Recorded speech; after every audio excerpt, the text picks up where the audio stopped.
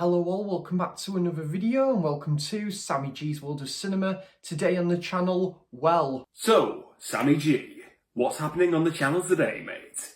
So, AP, today on the channel I am going to be continuing on my Criterion collection, and here we are now at part 3 of this, and we're going to go straight off the bat, and I've got four 4K titles, and these were when I was in America, when I went to New York earlier in the year, and I went to the Barnes & Noble store for the first time, and it was class. I absolutely loved it. You know, I remember watching like the likes of Nathan Jones, and watching like when he goes to like the Barnes & Noble store, like a couple of these like videos, and I'm like, I just love to go there one day, and I finally did, and it was wonderful. I picked up four 4K Criterion titles. First one being Time Bandits, which I still haven't seen yet. Still haven't got this open. I know that Arrow did a 4K edition of this as well. I was quite happy to get this one on Criterion. So yeah, and I still haven't watched this one yet. I picked it up back in January. And yeah.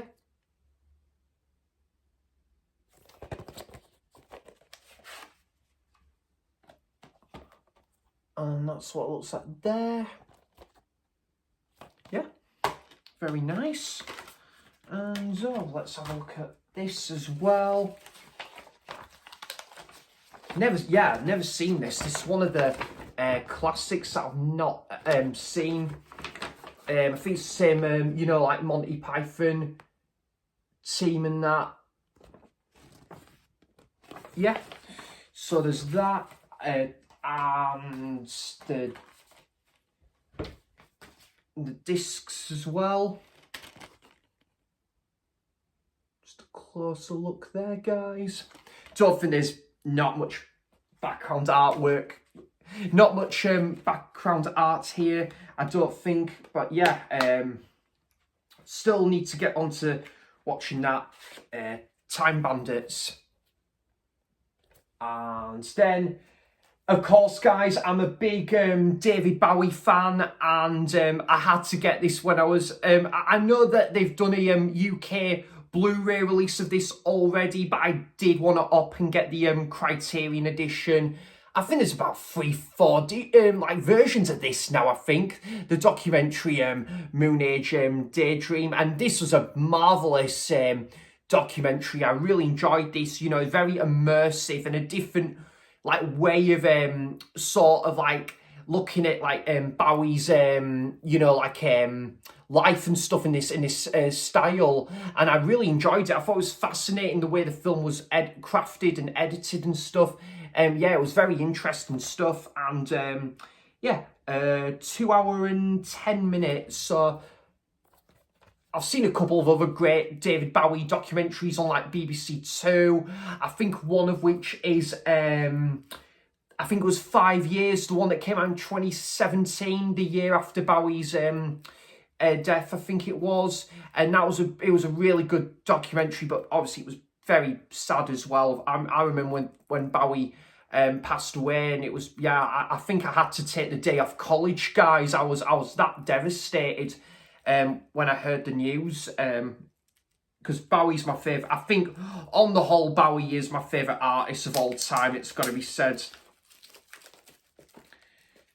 But yeah, got a great legacy of music, and there's still a lot more of his albums I need to pick up on vinyl as well. So that's a closer look there, and very nice. And oh god, I like that. Tell you what, I'll give you a rundown of my top 5 David Bowie albums, and I would love to know your top 5 David Bowie albums in the comments down below if you are a fan of Bowie's music. For me, I would personally go Low, Heroes, then I think I would go Station to Station. Fourth, I would go Ziggy Stardust, and then fifth, I would go Ziggy. Was it Aladdin Sane? I would go fifth. Hunky Dory was what I meant to say. So yeah, that's my quick off the bat top 5 David Bowie albums there, and love that as well. Absolute top stuff.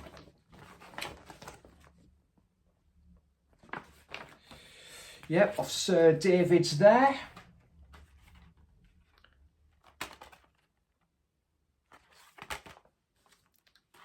And this is in 4K, so I can only imagine this is going to look stunning in 4K. It's going to be marvelous. And yeah, I only watched this once. It was at the cinema. I must admit, I was a bit gutted. I missed out on the Ziggy Stardust live concert film. I didn't get around to seeing that at the cinema, and The Man Who Fell to Earth as well. But there's a lot more Bowie films I need to check out as well. That's Moon Age Daydream. And yeah, I did watch this one in 4K. Bit of an oddball choice for Criterion to pick up on this and give it like a Criterion release, but I'm not going to complain at that because you know, it was I've always been wanting to get more Disney Pixar films into my 4K collection. I thought, why not make most of it whilst I'm in New York? I'll get this one as well. And yeah, Wall-E, beautiful film. Like I would say Disney's take on 2001 in a way, but yeah, very different to 2001, of course, completely different. But there's some aspects that have got a bit of a 2001 feel about it. Yeah. And little booklet there. Trash Planet, it says on there. Show a couple of images, a couple of like sketches and stuff in there as well. Yeah. And yeah, that's interesting. Very nice. I'll show that's interesting.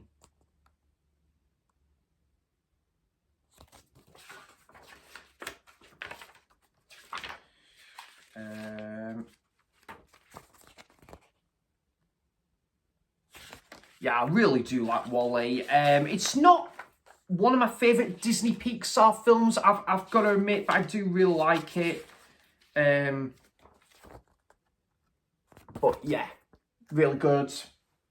And then we've got, oh yeah, 3 discs in here. Well, actually, there's one 4K disc and there's a double Blu-ray as well, which, yeah, that's very cool.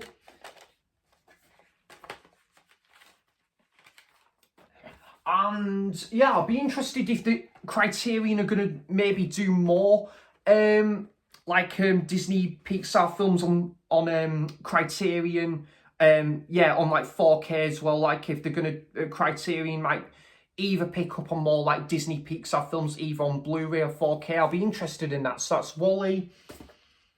And a film I watched, well, I haven't seen it, but I picked it up when I was in Sheffield. And is that all 4 of them now that I picked up when I was in New York? When I was at the Barnes & Noble store. Actually, there's one more. Actually, you know what? I'll show that one as well when I was in New York as well. I picked up, yeah, this one. This was the other one I picked up at the Barnes & Noble store. Raging Bull. Which, yeah, kept my Tyneside cinema ticket there. Yeah. And there's like a booklet. We will get back to Thelma and Louise, guys. I just remembered this was the other one I picked up when I was at the Barnes & Noble store. An absolute classic film. Really, really good stuff. Looks brilliant on the big screen.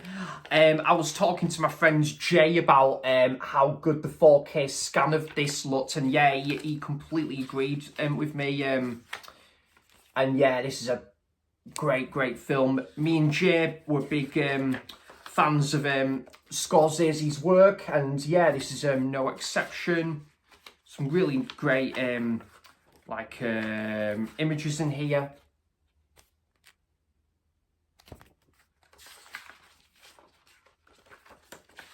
And another one. So there's that. And I think we've got some background art on here. I'll just quickly show that now. I've not watched the 4K to this one at home as of yet, but I definitely need to. Just put that disc there for a minute.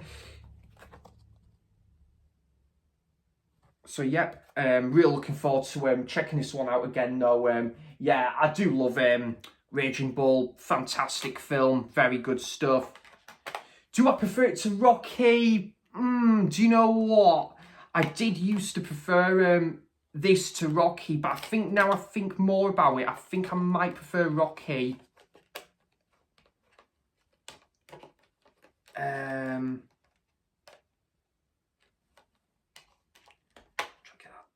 Disc back in there.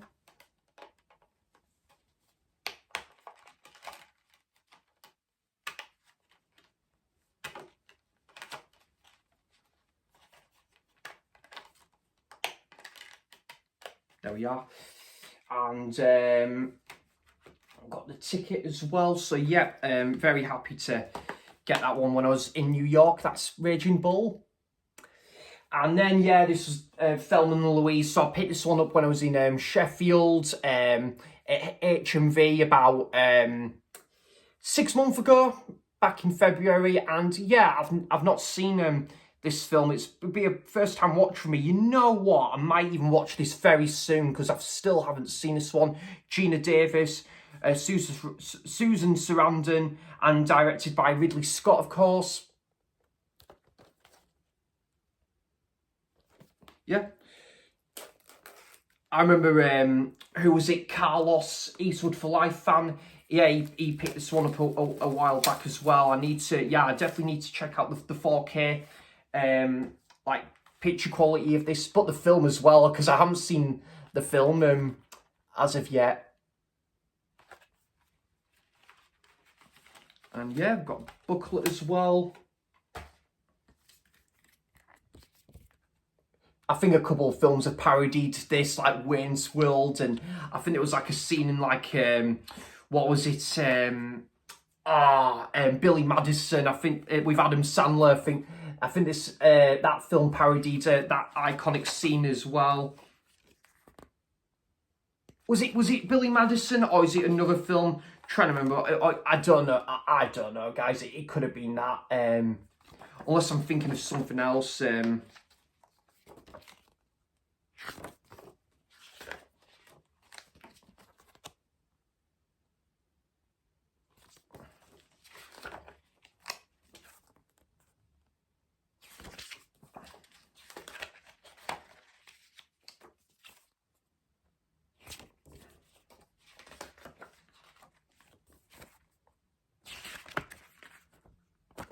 So yeah, that's Thelma and Louise. And oh yes, there's 3-disc set as well. Like the colours on there, there's like a white, a blue and red as well. So a bit like the 3 Colours trilogy, which they also did a Criterion release of that. I've just got the Curzon Blu-ray for that one. I was quite happy with that one because it was only £15 and, you know, like a £5 new and sealed for each film. That's actually not too bad, isn't it? So yeah, it's Thelma and Louise. Looking forward to checking that one out. And then, alright, and then I watched this one again recently. I love this film, The Fisher King. Brilliant movie. I love this. So underrated as well.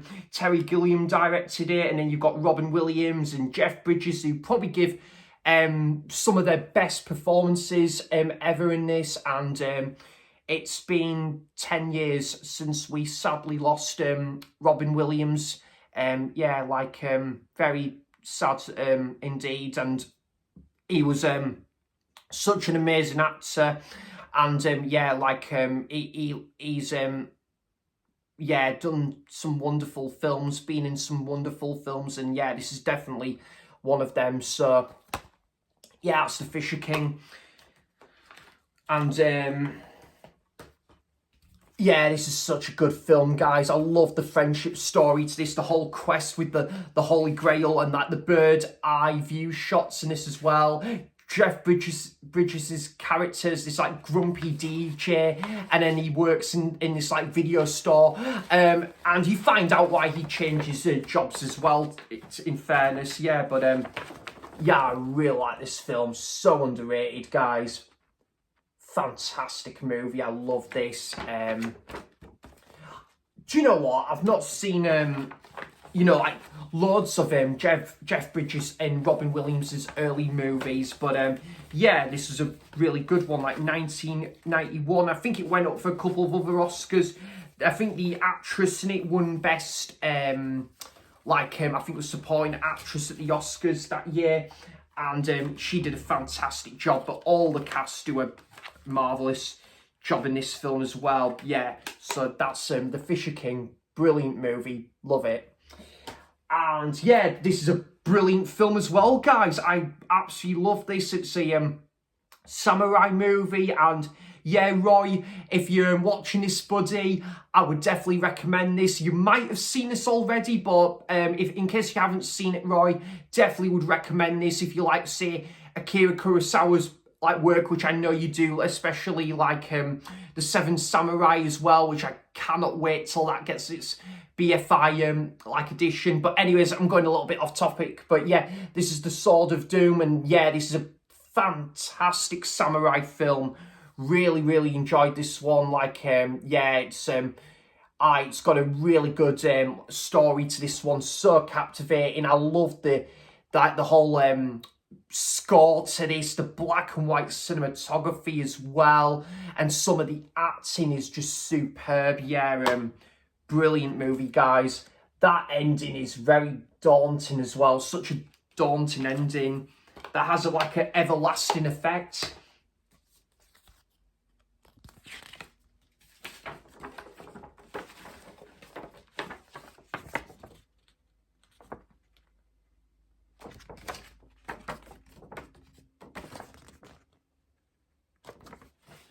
So yeah, that's The Sword of Doom.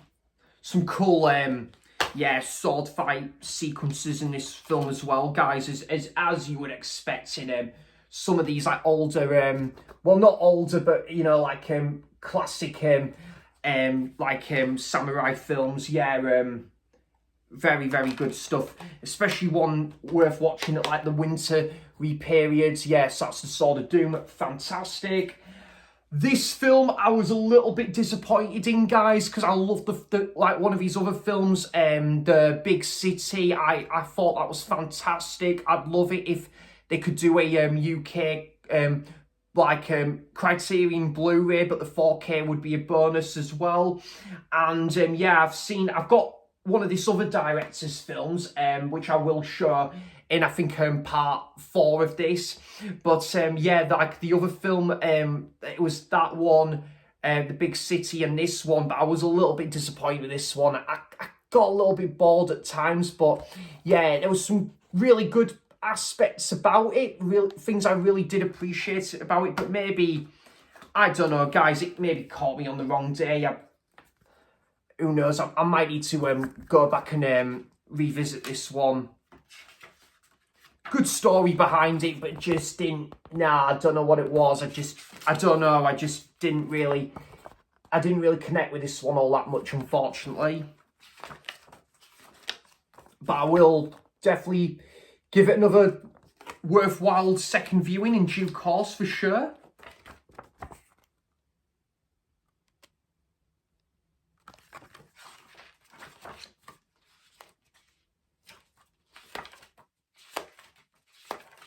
Yeah.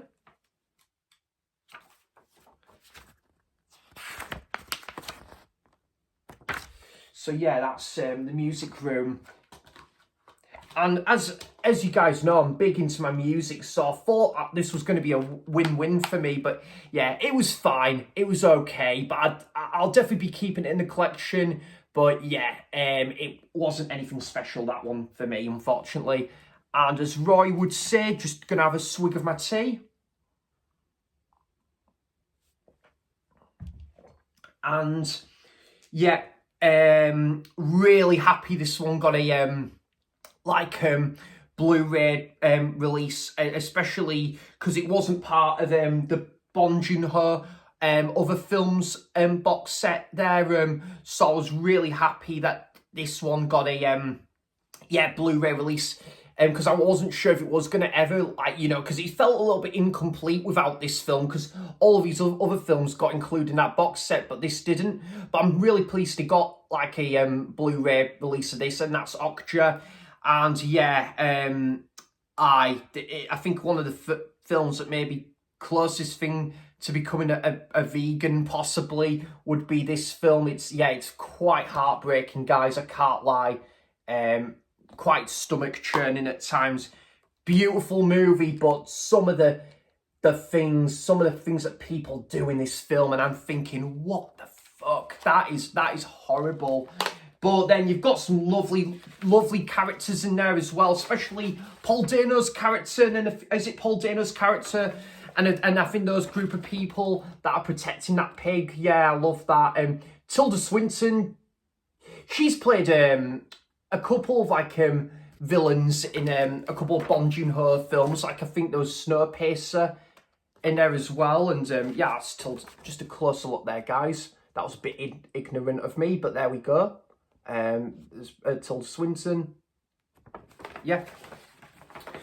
So yeah. That's Okja. I love that photo. Yeah, I've only seen this the once, and it was a couple years ago, but I really did like it. I was going to say, I don't think enjoy is the right word for this film, to be honest. But yeah, I love, God, the lighting in this room's terrible. Gonna probably have to sort this lighting out at some point. As the Arctic Monkeys song goes, it is crying lightning, because this lighting in this room is terrible. So, yeah, very good film though, guys. Gotta be in the right mood for this one though. That is Okja. I say you don't know. I say I don't know. I want you to show. Take out, and that's exactly what I've done. Yeah, my terrible cover there of the Franz Ferdinand song, Take Me Out. I wasn't a big fan of this one, guys. I do like Sean Baker's couple of other films, and what is it, The Florida Project and Red Rocket. I love both of them movies. Tangerine, I wasn't a huge fan of that movie, and I wasn't big on this one either, but he still made two cracking films nonetheless. And yeah, this was a bit disappointing, I can't lie, guys. I was pretty underwhelmed by this one. Yeah, no, there's a couple of things I probably did appreciate about it, but on the whole, guys, nah, it was pretty middle of the road, bang average for me, this one.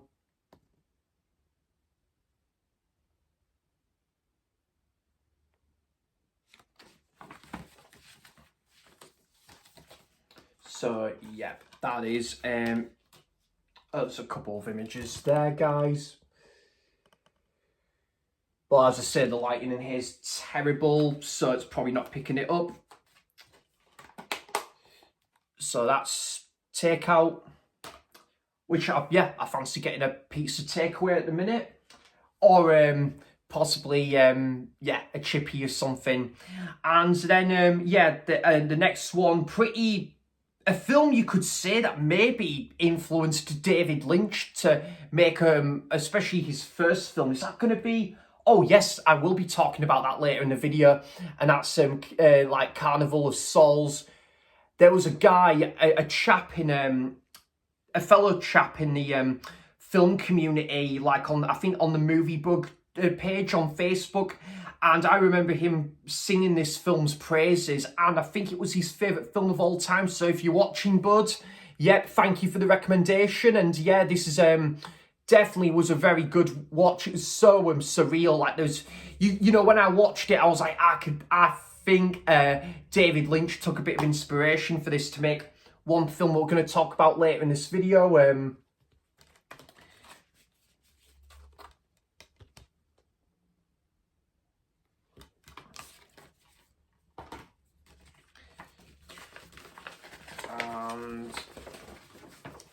yeah.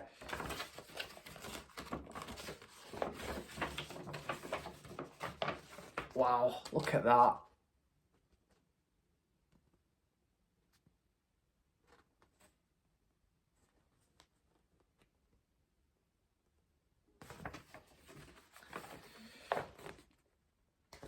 So yeah, very creepy film, like especially for like a black and white film at the time as well. Some creepy moments in it. However, I remember Elliot Cohen.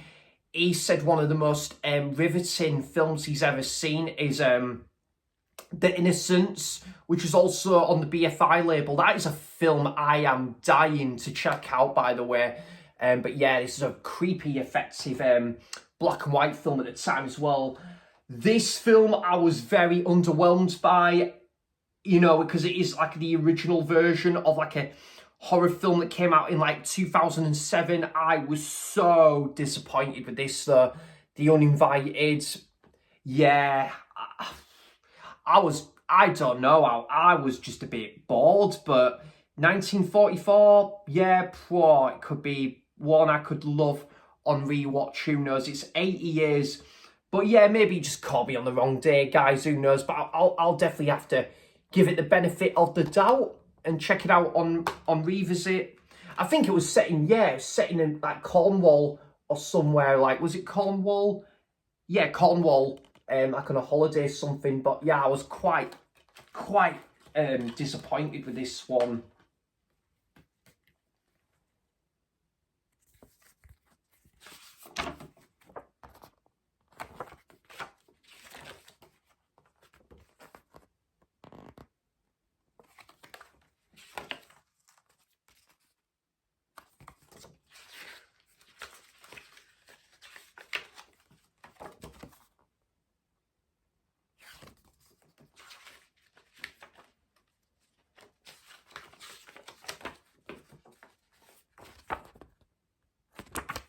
So yeah, The Uninvited.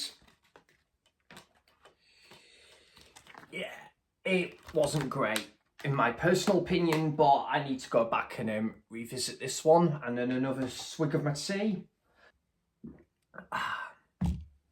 There we go. And then the next one was one of my favourite films of 2021, and that's The Power of the Dog. Yeah, Christmas or birthday present. So Chris, Sarah, if you're watching this, my brother and sister-in-law, thank you so much, because I absolutely love this film. Only seen it the once, but yeah, really fantastic. Like Benedict Cumberbatch, and then there was who else was in this? Thomasin McKenzie, Kirsten Dunst, who was brilliant in this actually, and Cody Smith McPhee and Jesse Plemons. So yeah, really good cast to that one.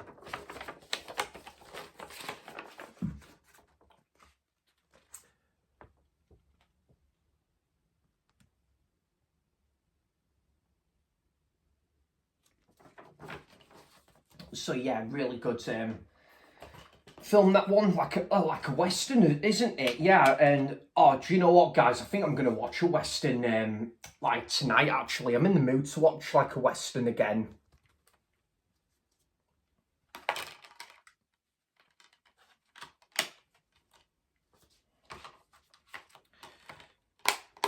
Do you know what? They might make a follow-up, who knows, to this, called The Power of the Cat.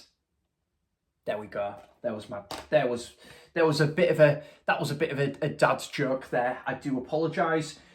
And I've got to thank my brother Mike for getting me this one for, I think it was a birthday present. So yeah, Mike, if you're watching this, buddy, thank you so much.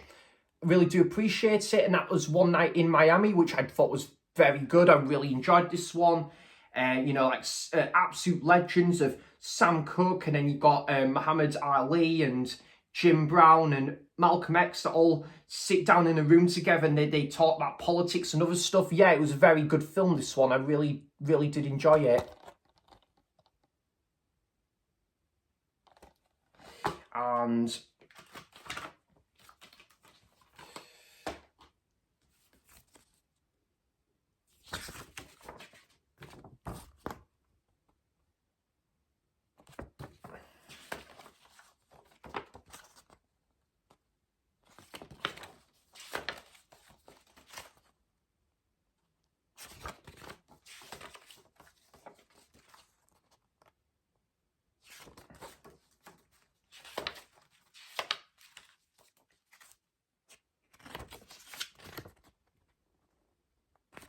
yeah, so I really enjoyed this one. I've only seen it the once. I think it was about like a year ago. Sorry. So yeah, that's One Night in Miami, and then I certainly did the right thing by getting this Criterion edition of it, because I do the right thing, and that's what I did by getting this Criterion version of it. And this is a great film. Love this. Would this be my favourite Spike Lee film? I think it could be, very much in the conversation. Oh God, I love the packaging to this one. I think I got this for about £18 from CX a couple of years ago. CX Entertainment Exchange. Got a dispatched email just came through. Lovely stuff. Couple of new additions to the collection will be on its way. It's coming home. It's coming home. Certainly is. Well, it didn't come home, but my item, the items I've just bought, they're coming home. So yeah,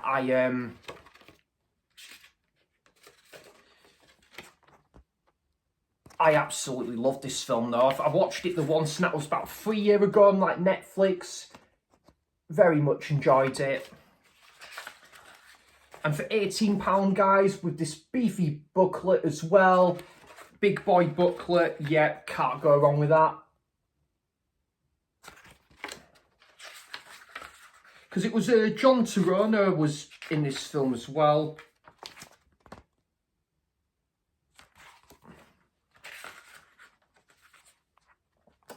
Oh yes, I remember that. The guy, he had a bit of a crush on that lady there. And I think I can remember in the film, the weather was red hot as well. It was boiling earlier, guys. As I'm recording this on Monday, it was boiling earlier, and it was raining. It was raining, then it was boiling, and now it's a bit drizzly. And I'm like, oh, God, can the weather make its mind up, man? Oh, wait, come on.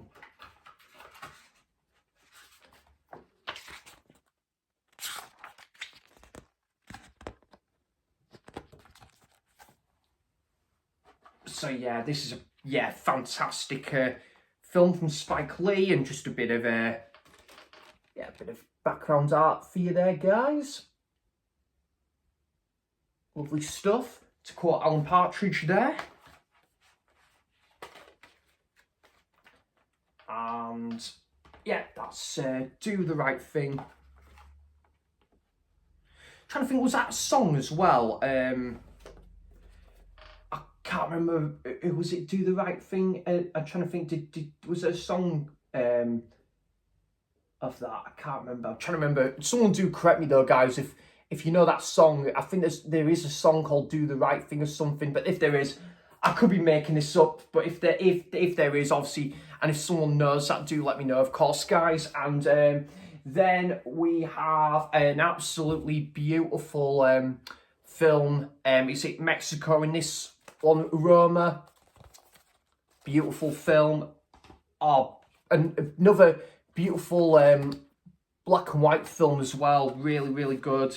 And again, comes with this beefy booklet as well. I think I got this reduced for about, I think it was about 20 quid or something. Yeah, I remember watching this one on Netflix about 2019, I think it was, and I absolutely loved it. And I watched it again about 3 years ago and I loved it. It's not got much rewatchability for me though, guys, because there's a couple of really upsetting scenes in there, to be honest. A couple of, yeah, really sad scenes. But the cinematography in here is absolutely beautiful. It's a beautiful film, Roma. Really like it.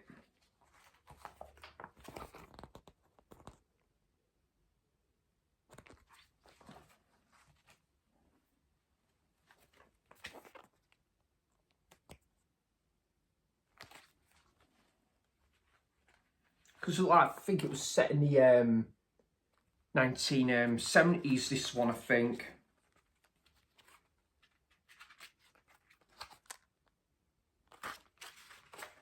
And I think she's got yeah, that's right. She had like a relationship in this film as well. But then I think the guy went to the army. I think I remember that happening.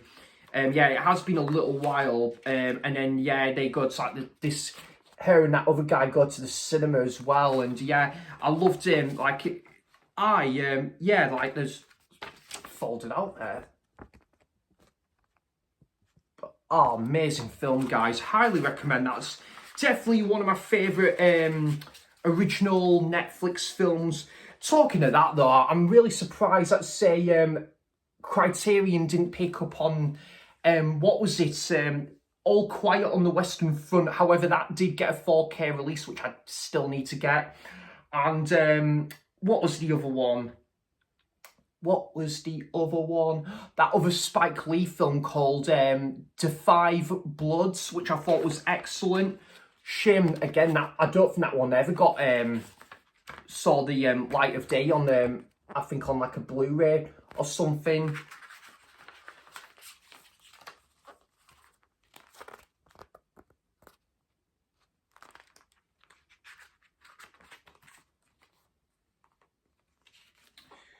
Oh, that's not very... Oh, it's a bit of a nasty scene in there. I remember some images there. Do you know what, though? I will say as well, guys, I think, what is it, The Zone of Interest? I think that could potentially be a really good release from Criterion. Just... Actually, guys, do you know what? If you want to let me know, by the way...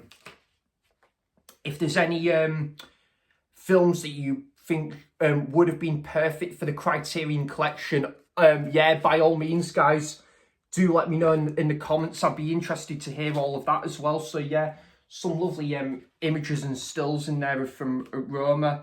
And, yeah, like that as well. Some lovely, like, landscape shots and that.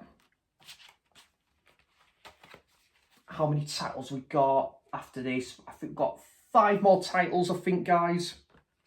So we're winning.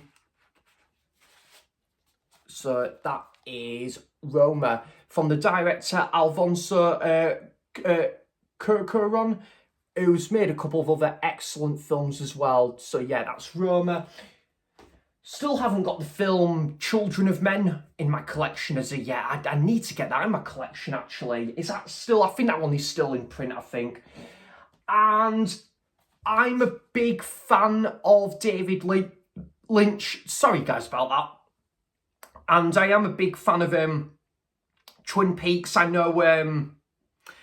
who is it? Nathan Jones is been on a bit of a Twin Peaks kick at the minute, which is great to see. It's always great to see someone checking out Twin Peaks for the first time, and I'm like, I wish that was me checking out Twin Peaks for the first time as well. And I watched this and I was super underwhelmed by it. I of course did watch the TV series, like season... Actually, no, I watched all of the TV series, sorry, before I checked out this predecessor to the original TV series, and that's Fire Walk With Me. Oh yeah, guys, I was so disappointed. Could be a controversial opinion because, you know, like, I know this film has got its hardcore fans, which is brilliant, guys. Don't get me wrong, that is absolutely fantastic. You know, it'd be such a boring world if we all agreed on the exact same things, wouldn't it?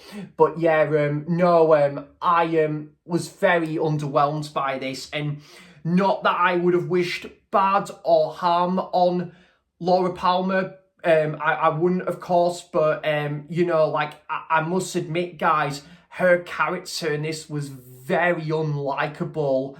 She was not a likable character. I mean, don't get me wrong, guys, I wouldn't wish harm or bad on her, absolutely not. But like, yeah, I was just like, when I was watching her in like this film, is like, am I meant to like this character? And I really couldn't get on board with her character. But it's still interesting to see what her life was like before, obviously, when Laura Palmer got killed. Obviously, that's not really the spoiler, guys, because obviously that's in the very first episode, the pilot episode of Twin Peaks. And yeah, like, I don't know, there was just some of the editing I thought was very choppy in this film. And, you know, I don't know, that I thought the film, it's 2 hours and 15 minutes. I just think it would have worked better as like a mini series, to be honest, to flesh a couple of things out. And I absolutely love David Bowie, but there wasn't enough screen presence with David Bowie as Philip Jeffries in this. So yeah, that was a bit of a shame as well. But yeah, I will give it another watch. I know Tyneside are showing this again, aren't they, for the Halloween all-nighter. If they do a separate screening of this, I probably would go, because there's been films like that where that has changed my opinion on a movie. So hopefully, if that happens, and yeah, I would definitely yeah, give this the benefit of the doubt and watch it again. But yeah, it wasn't for me, this one. But I've only seen it the once. So, and it was like 4 years ago. I think I watched it after I finished watching Twin Peaks, the TV series. And yeah, who knows, guys, who knows? Oh,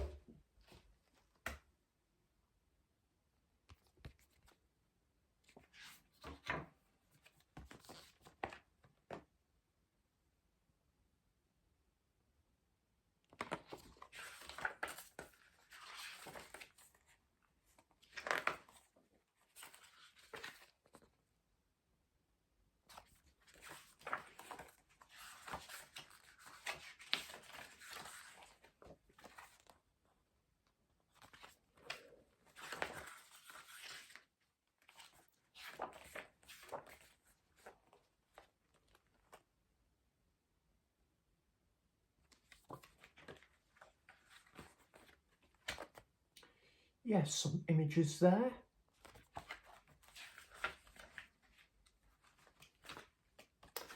Killer Bob, I think. And that one, is it Killer Bob? One of the Twin Peaks characters. And then you got James in there as well.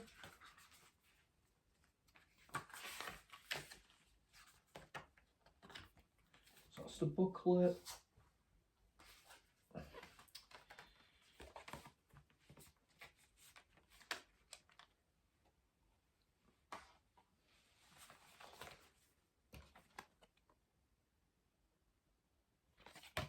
So yeah, yeah, I'm definitely gonna obviously keep this, but yeah, I was always gonna pick this up regardless, though, guys, because as I say, I love it when like Criterion do like David Lynch's films on you know, like like obviously like their label and the Criterion stuff.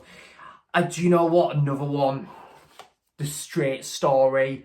I know there is an imprint release of that. I think Warren has talked about that release as well. I think Alan at Kermit's Ghost, because I know Alan's really into the imprint releases and he's done a great job at showcasing them on his channel. But I would love it if The Straight Story, yeah, that one got a Criterion release over here in the UK. So that's Twin Peaks Fire Walk With Me. And then, yeah, another David Lynch film, Lost Highway, which it's kind of like a split way narrative, really, like two perspectives of like the same character. Like it's like kind of like like split personality. Yeah. I've got to say, guys, it's got one of the worst endings ever to a film, though. Sorry to say, I really didn't like the ending to that film. It just it got on my wick, to be honest. I really didn't like the way the film ended.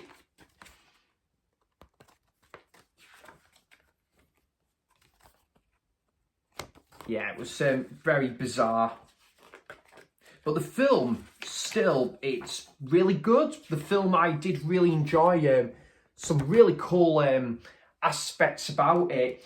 Do you know what? I know Studio Canal did a 4K release of Mulholland's Drive over here, but I tell you what, I would have loved it if we got 4K Criterion. I mean, that could potentially happen one day, guys. Who knows? Over here in the UK, that might get a 4K Criterion. I know Marcus X-File 2780, he showcased the Criterion version of that recently, and yeah, it's film I need to I would love to like get back into like my collection at some point. I did send the Blu-ray of that over to James at Moviebug.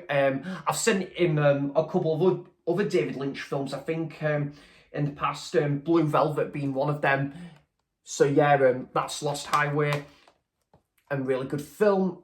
Yeah, I would say really good, actually. I did really like that film for the most part. And then we've got talk about a film you just want to say, hey, should we just all sit down as a family and watch this? Or not? Eraserhead. And yeah, it's it's bloody bizarre. It's really bizarre, guys. And this is what I was saying about Carnival of Souls.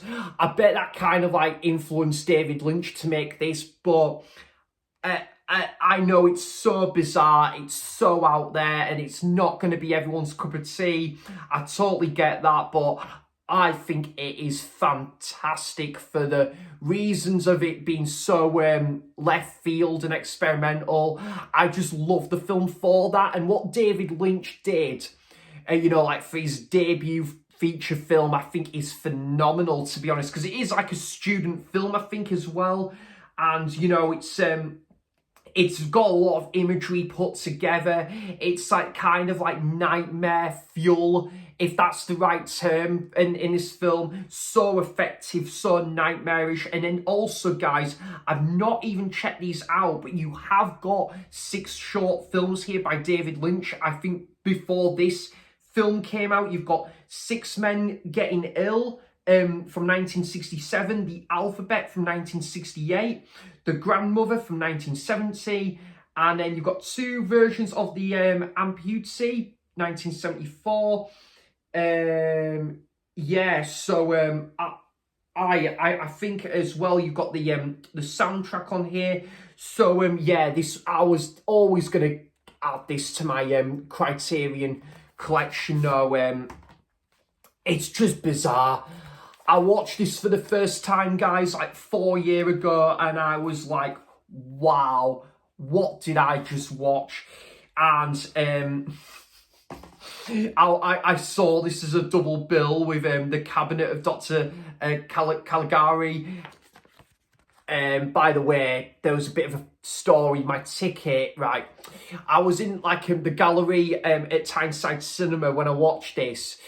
My drink, it fell over, it was not like my I think it was like a cherry coke. It accidentally fell over like during I think like the film, the Cabinet of Dr. Caligari, and my ticket, it's seen better days. Like, unfortunately, I think it got like drink spillage on there, which is a bit unfortunate, but always going to keep it though. And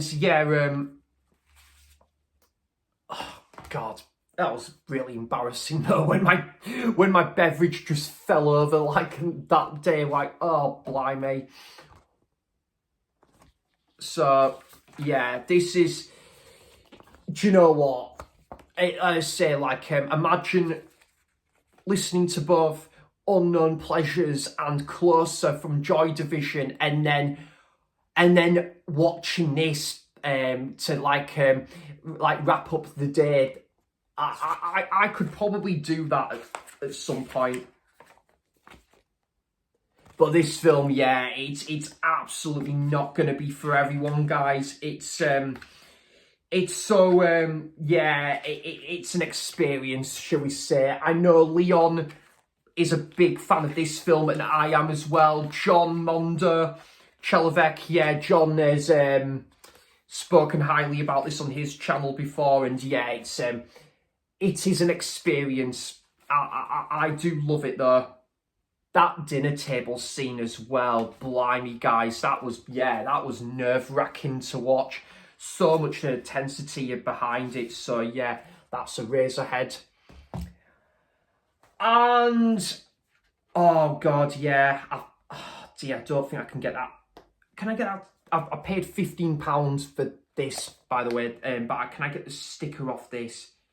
Because I absolutely cannot abide to CX's stickers. They just absolutely get on my wick. Those stickers. Oh, that one. Because I picked that one about 2 and a bit year ago. Thankfully, that sticker managed to came off properly. But yeah, the Tree of Life, which I was not a big fan of. Yeah, I was not a big fan of this film. I know it took great inspiration from Tarkovsky's Mirror, but or Tarkovsky's Mirror. Yeah, I might be pronouncing that like the name slightly wrong there. Is it Travolsky to Tarkovsky? Yeah, like So I've always said Tarkovsky. I think, yeah. So like because as you can see, guys, I'm an Evertonian, and we've got like a player called Tarkowski for our like in our team as well. So yeah, that's the Tree of Life, and yeah, big. It took great inspiration for his film Mirror, and yeah, I don't know, this one just I know it's got its fans, which is absolutely fair enough, guys. You know, it's absolutely, you know, there's a lot of great aspects to this movie, but just it didn't work for me, unfortunately. But it's definitely heavily inspired by like Mirror. I remember me, my mum and dad, and Chris, my brother, we all sat down and watched this, and we're thinking, what was this we just watched? We were all gobsmacked, to be honest. We were just like, I don't know what to think to this film. And we were quite bored at times as well. But yeah, there was a lot of great aspects to it. I thought the acting was superb. I think was it Jessica Chastain and you know, Brad Pitt, and who else was it? Sean Penn as well. And yeah, I thought that ending was so bizarre as well. Yeah, it's not gonna be for everyone, this movie. So yeah, that's the Tree of Life. And is this? No, I think have I got another Terrence Malick film in my collection? I think I might have. I definitely would check out Badlands at some point. So yeah, that's the Tree of Life. And then last one though is a film I am much more fond of, and I did go and see it Tyneside Cinema 5 years ago, and it was my first time watching this movie. Sadly, I didn't keep the ticket, which was a bit disappointing that I didn't do that, but I'll live. And I was glad to get this one in my collection, and that's Dr. Strangelove, it says on here. But yeah, it's very. It's quite a unique film, this. I did really like it. James Earl Jones is in there, as well as Peter Sellers. Some unique packaging to this one.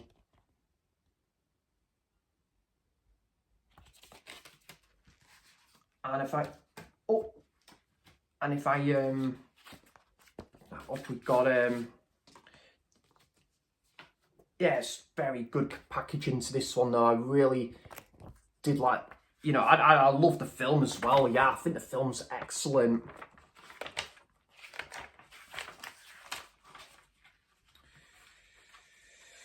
Oh yeah,